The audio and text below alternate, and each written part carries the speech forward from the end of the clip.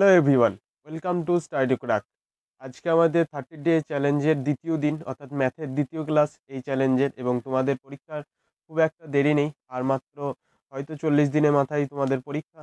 এবং আমাদের এটি 2 নম্বর ক্লাস, এবং আমরা রেগুলার 30 ক্লাস করব তোমাদের জন্য। তো তোমরা আমাদের সাথে থাকো, এবং এই চ্যানেলটিতে তোমরা যদি নতুন হয়ে থাকো তাহলে অবশ্যই সাবস্ক্রাইব করে নিও, এবং এই ভিডিওটা ভালো লাগলে লাইক করে দিও।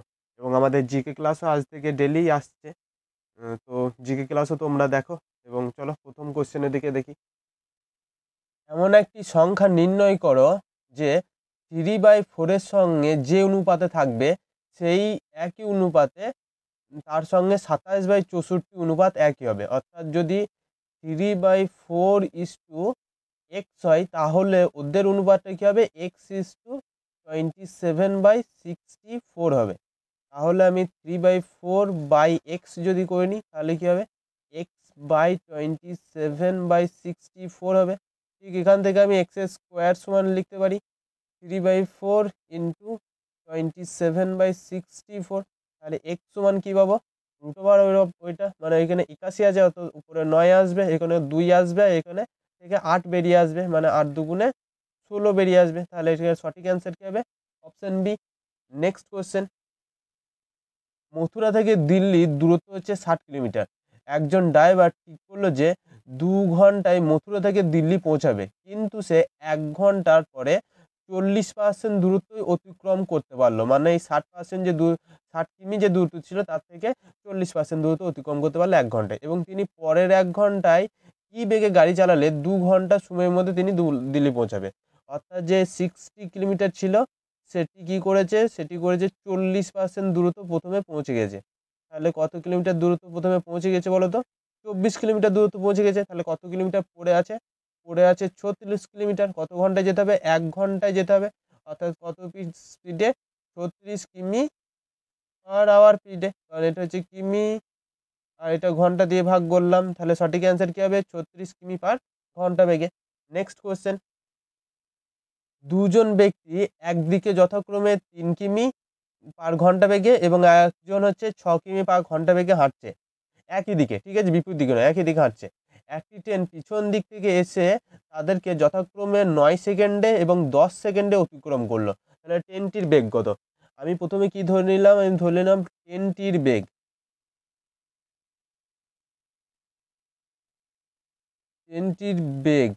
ঠিক আছে, x কিমি/ঘন্টা ধরে নিলাম, ঠিক আছে। এবার এখান থেকে কী হবে? ওইখান থেকে যদি আমি প্রথম ব্যক্তি স্পিড করেছিল 3, এটা যদি বাদ দিই তাহলে ট্রেনের দৈর্ঘ্য, ঠিক আছে, বাই হচ্ছে কত সেকেন্ডে পার করেছে প্রথমজন? 9 সেকেন্ডে। 9, এটা যদি ঘন্টায় পরিণত করি বাই 36 হবে। 36টা কোথায় চলে যাবে? উপরে চলে যাবে। তাহলে এখান থেকে আমি কি লিখতে পারি? লিখতে পারি ট্রেনের দৈর্ঘ্য, এটা আমি ট্রেনের দৈর্ঘ্য ধরে নিলাম, ইন্টু 3600 সমানই কত? 9 ইন্টু x-3। আবার দ্বিতীয় ক্ষেত্রে কী হবে? x-6, ওর বেগ কত ছিল? 6 কিমি/ঘন্টা, সমানই হচ্ছে ট্রেনের দৈর্ঘ্য ইন্টু কত সেকেন্ডে পার করেছে? 10 সেকেন্ডে পার করেছে। 10/36, 36টা কোথায় যাবে? উপরে যাবে। তাহলে এখান থেকে কী পাই? টি ইন্টু 3600 সমান হচ্ছে 10 ইন্টু x-6। এবার তোমরা কি দেখছো? টি ইন্টু 3600 এবং এখানেও টি ইন্টু 3600। তাহলে এই দুটো আমরা সমান করে দিতে পারি। তাহলে সমান করলে এখান থেকে কি পাবো? 9x-27। কি করলাম? এই প্রথমটা থেকে 9টা গুণ করে দিলাম, সমানই হচ্ছে 10x-60।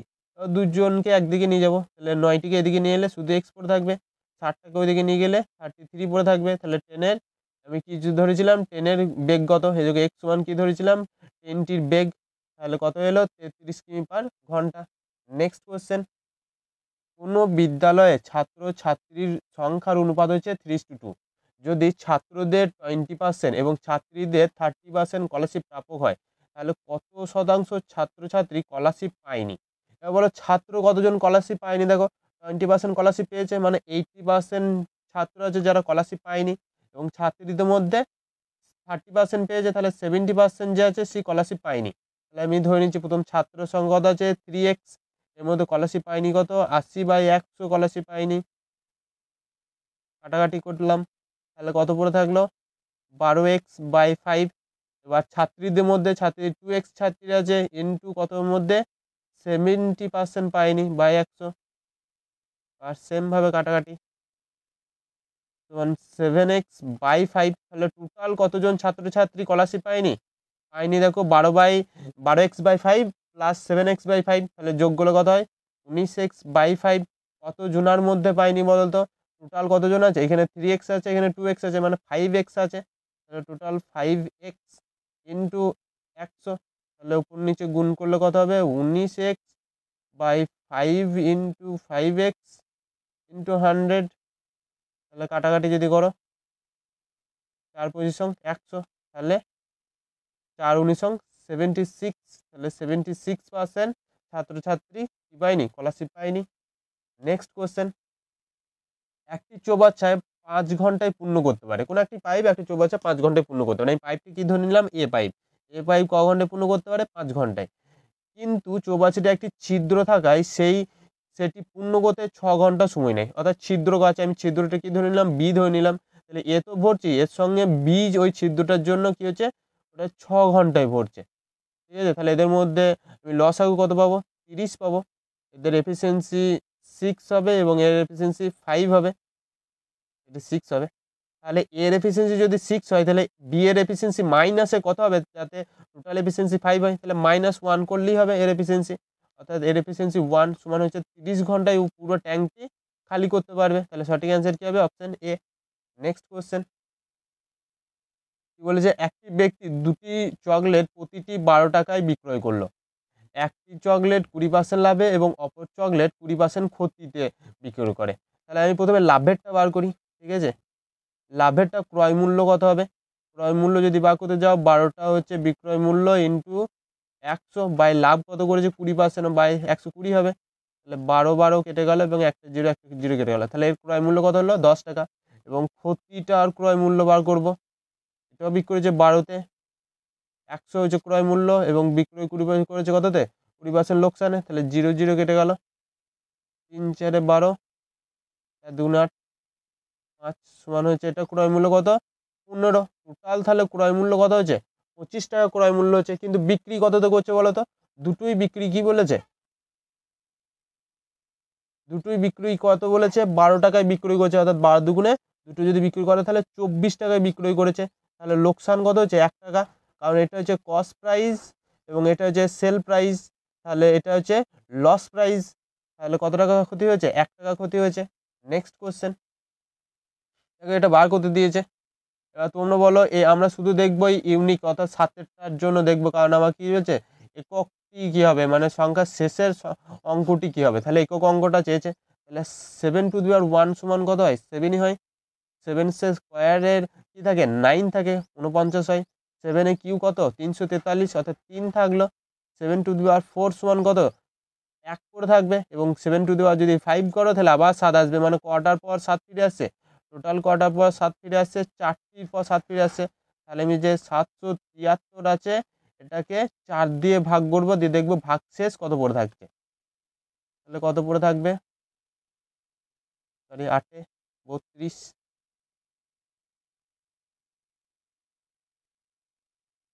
3 পড়ে থাকছে। তাহলে এবার তোমরা দেখো 7^3 এর ইউনিকে অর্থাৎ শেষ ডিজিট কি পড়ে থাকবে? 3 পড়ে থাকবে। তাহলে সঠিক অ্যান্সার কি হবে? Option D, 3। নেক্সট কোশ্চেন, 32 টাকা কেজি দরে দার্জিলিং চা ও 25 টাকা কেজি দরে আসাম চা কি অনুপাতে মেশালে প্রতি কেজিতে 32.40 টাকা দরে বিক্রয় করলে 20% লাভ হবে? অর্থাৎ যে এই 32.40 টাকায় বিক্রি করছে, এটা 20% লাভে বিক্রি করছে। তাহলে আমি এই ক্রয় মূল্যটা প্রথমে বার করতে দেবো, অর্থাৎ কস্ট প্রাইস 32.40 বার করবো, 100তে বার করবো। কততে বার ছিল? 120তে ছিল। 0 কেটে যাবে। 12 দিয়ে যদি কাটো তাহলে কি আসবে বলো তো? 12 দুগুণে 24, কত পড়ে থাকলো? 8 84, 7 12 84, অর্থাৎ 2.7।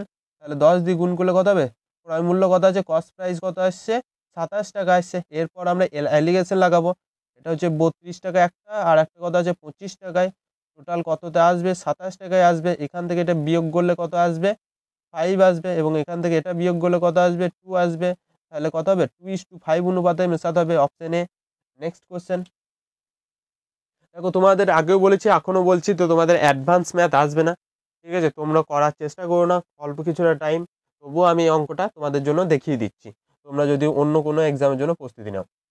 এই যে সমীকরণ দিয়েছে, সমীকরণ দুটি সমাধান যদি না থাকে তাহলে কি হয় বলো তো, এ বাই বি অর্থাৎ প্রথম যে থাকে তার এফিসিয়েন্সি, প্রথম এফিসিয়েন্সি এবং দ্বিতীয় এফিসিয়েন্সি এই দুটো যদি বাই করো সমান হয় ওয়াই এর এফিসিয়েন্সি, অর্থাৎ -3 বাই এরও ওয়াই এর এফিসিয়েন্সি -3। আর এটা যদি সমাধান না থাকে তাহলে নট ইকুয়াল টু কি হয়, এর এটা যদি সমানে এদিকে নিয়ে আসো তাহলে কি হয় -21, তাহলে এর কনস্ট্যান্ট যেটা পড়ে থাকবে অর্থাৎ -21 বাই এর কনস্ট্যান্ট কত আছে 11 আছে, বাই 11। তাহলে এখান থেকে তোমরা কি নিতে বলেছে, এইটা নিতে বলেছে, অর্থাৎ এ বাই বি যদি কাটাকাটি করো সমান 1 হবে, অর্থাৎ অপশন ডি হবে। নেক্সট কোশ্চেন, 5টি সংখ্যা প্রথম 4টির গড় হচ্ছে 26, তাহলে প্রথম 4টি এটা 1 নম্বর ধরলাম, 2 নম্বর ধরলাম, 3 এবং 4, এই প্রথম 4টির গড় বলেছে 46, তাহলে আমি প্রথম 4টির মোট বার করছি, মোট যদি 26কে 4 দিয়ে গুণ করো তাহলে 104 হয়। এবং শেষ 4টি টোটাল কটা সংখ্যা আছে বলেছে, 5টি সংখ্যা আছে, শেষ 4টি বলতে 2 থেকে শুরু হবে, 2, 3, 4 এবং 5টা, তাহলে টোটাল কটা সংখ্যা বলেছিল 5টা, এবং তাদের গড় কত বলেছে 25 বলেছে, তাহলে 4 পঁচিশ 100।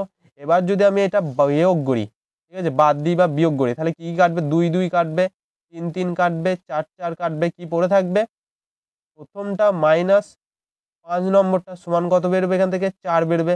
আমাদের বার করতে কি দিয়েছে, প্রথম ও পঞ্চম সংখ্যার অন্তরফল অর্থাৎ বিয়োগ বার করতে দিয়েছে, সঠিক অ্যান্সার কি হবে, অপশন বি 4। নেক্সট কোয়েশ্চেন, পিতার বয়স তার 2 পুত্রের বয়সের যোগফলের 3 গুণ, ঠিক আছে? এখন যদি 2 পুত্রের বয়স x ধরো, তাহলে তাদের পিতা, ঠিক আছে, এখানে পিতা লিখি এবং 2 পুত্র, তাহলে পিতার বয়স কত বলেছে 3 গুণ অর্থাৎ 3x হবে। ঠিক 20 বছর পর তার পিতার বয়স 2 পুত্র বয়সের যোগফলের সমান, তাহলে এইখান থেকে এর 20 বছর পর কত বয়স হবে 3x + 20, এবং এই পুত্র দুজনার 20 বছর পর বয়স কত হবে x + 20 + 20। এবার তোমরা বলো ডাবল 20 কেন হলো, এটা হলো প্রথম পুত্রের জন্য, এটা হলো দ্বিতীয় পুত্রের জন্য, তাহলে এই দুটো কি বলেছে সমান হবে, ঠিক আছে? এবার আমি x একদিকে নিয়ে যাব অর্থাৎ 2x এবং 20, এই একটা 20 একটা 20 কেটে যাবে, সমান হচ্ছে 20, তাহলে x সমান কত এলো 10। কি বার করতে দিয়েছে, পিতার বর্তমান বয়স কত, পিতার বর্তমান বয়স কত 3x, অর্থাৎ 3 × 10 সমান হচ্ছে 30, সঠিক অ্যান্সার কি হবে, অপশন বি 30। নেক্সট কোশ্চেন, এই ভগ্নাংশটা দেওয়া আছে সমান একটি ভগ্নাংশ, হর হচ্ছে 7, মানে নিচের যেটা থাকবে সেটা হচ্ছে 7-এর সমান, তাহলে লব কত হবে, তাহলে তুমি এটা প্রথমে সিম্পলিফিকেশন করো, অর্থাৎ 2/4 = 20, 22/5, এটা যদি উপর নিচে গুণ করো দেখো এর নিচে কিছু নাই, মানে কি আছে 1 আছে, 2 × 5/22, 2 2 কাটবে 11 হবে, অর্থাৎ 5/11। কি বলেছে এইটা, এই 11টা সমান কি বলেছে, 11টা সমানই 7 বলেছে, আর আমাকে বার করতে হবে 5, অর্থাৎ 1 সমান কত হবে 7/11, তাহলে 5 সমান কত হবে 7/11 × 5, অর্থাৎ 35/11, এটা ভগ্নাংশে আনতে হবে, অর্থাৎ 3 পূর্ণ কত পাই 33, 2/11, 3 পূর্ণ 2/11, অপশন সি। নেক্সট কোয়েশ্চেন, সীমা ও দর্শনে আয়ের অনুপাত হচ্ছে 7:5, ঠিক আছে? তারা যথাক্রমে 12,000 টাকা এবং 9,000 টাকা সঞ্চয় করে, যদি তাদের কি বলেছে এখানে, যদি তাদের ব্যয়ের অনুপাত, অর্থাৎ সঞ্চয় করা হয়ে গেল তারপরে ব্যয়টা পড়ে থাকলো, ব্যয়ের অনুপাত 17:12 হয়, তাহলে সীমা ও দর্শনে মোট আয়ের পরিমাণ হিসাব করে লিখি, ঠিক আছে? এটা এভাবেই করতে হবে, 7x কত সঞ্চয় করেছে 12,000 টাকা সঞ্চয় করেছে, ঠিক আছে, বাই 5x দ্বিতীয় জন কত হাজার টাকা সঞ্চয় করেছে 9,000 টাকা সঞ্চয় করেছে, কি করলাম এটা এর হচ্ছে ব্যয় বার করলাম, কারণ যা আয় করবে আয় থেকে কিছুটা সঞ্চয় যদি বাদ দেওয়া হয় তাহলে সেটাই ব্যয়, আবার দুজনারই সেম করলাম, সমানই কি হবে 17/12, তোমরা এটা গুণ করো, 7 × 84x + 12 144, 3টে 0, 5 50, 5 7 85x + 17 এবং 9 90 এবং 97 63, মানে 153 আসছে, 3টে 0 থাকবে। এবার তাহলে 85টা যদি এদিকে নিয়ে যাও তাহলে শুধু x পড়ে থাকছে এবং এদিকে 6 থাকছে, এদিকে 3 থাকছে, অর্থাৎ 9,000 থাকছে। এবার তোমাদেরকে ব্যয় বার করতে হবে। ব্যয় যদি বার করতে চাও তাহলে কি হবে, এইটা হচ্ছে ব্যয় এবং এইটা হচ্ছে ব্যয়, কারণ আমি এই ইস্টুটা ডাইরেক্ট বার করতে পারবো না। ঠিক আছে, তাহলে এই দুটো যদি ব্যয় হয় তাহলে 7 9 63,000, 63,000 হয়েছে আয়, মাইনাস 12,000 যদি করো তাহলে কত পড়ে থাকবে, 51,000 পড়ে থাকলো প্রথম জোনার, এবং দ্বিতীয় জোনার 5 9 45,000 হচ্ছে আয়, মাইনাস যদি 9,000 করো তাহলে কত পড়ে থাকছে, 36,000 পড়ে থাকছে। এই দুটো যদি যোগ করো তাহলে 7 8 তিনটে 0 মানে 87,000, মানে অপশন ডি সঠিক অ্যান্সার। নেক্সট কোশ্চেন, 45 কিলোমিটার বেগে গতিশীল 130 মিটার লম্বা একটি ট্রেন 30 সেকেন্ডে একটি সেতু অতিক্রম করতে পারে।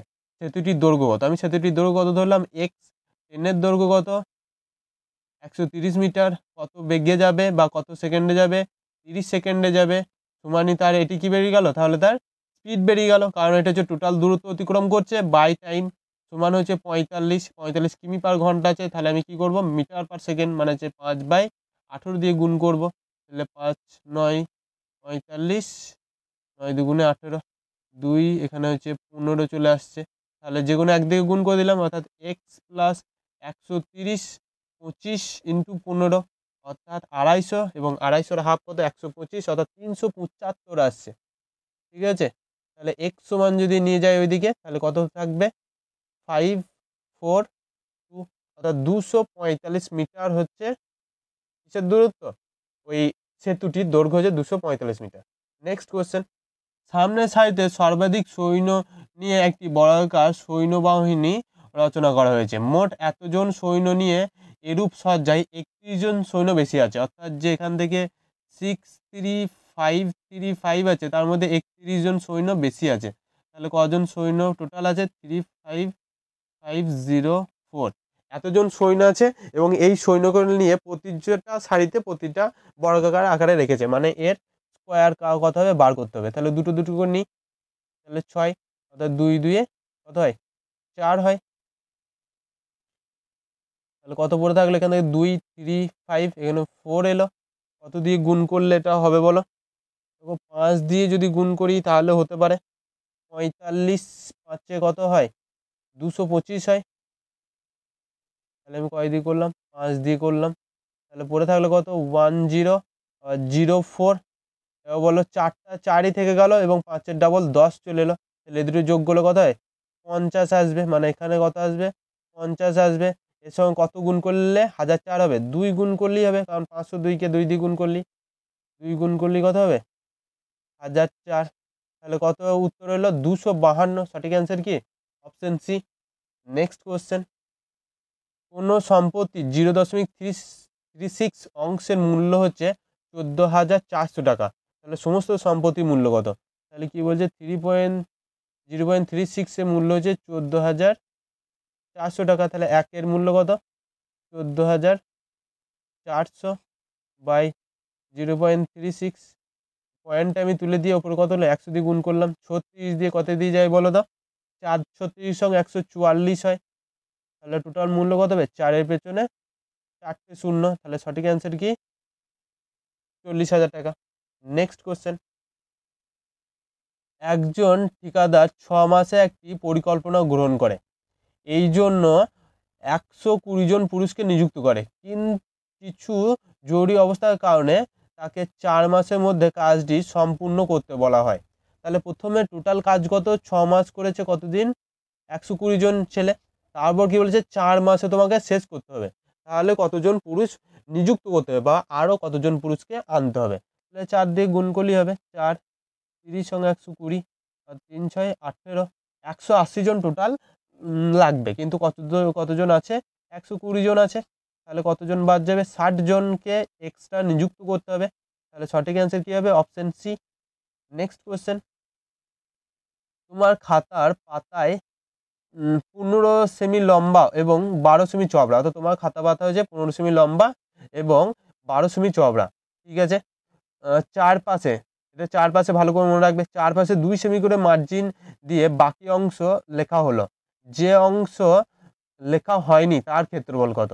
তাহলে টোটাল ক্ষেত্রফলটা কত হবে বলো তো? টোটাল ক্ষেত্রফল হবে 15 গুণিত 12, এবং যে অংশটা লেখা হয়েছিল, তোমরা যদি এটা একটা খাতা ধরো, ঠিক আছে, এবং এর চারপাশে হচ্ছে এটা হচ্ছে বর্ডার টেনেছি এবং এখানে লিখেছি,